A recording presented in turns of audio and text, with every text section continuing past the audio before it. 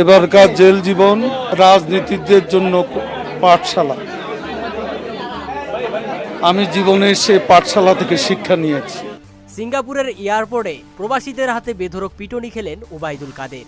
দর্শক, প্রধানমন্ত্রী শেখ হাসিনা পদত্যাগের পর ইন্ডিয়ায় পালিয়ে যান। তার আগের দিন ইন্ডিয়ায় পালিয়ে যান আরেক ঘাতক ওবায়দুল কাদের।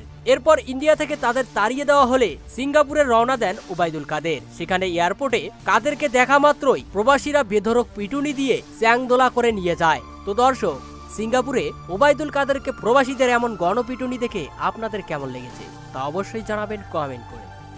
এবারকার জেল জীবন রাজনীতিকদের জন্য পাঠশালা। আমি জীবনের সে পাঠশালা থেকে শিক্ষা নিয়েছি।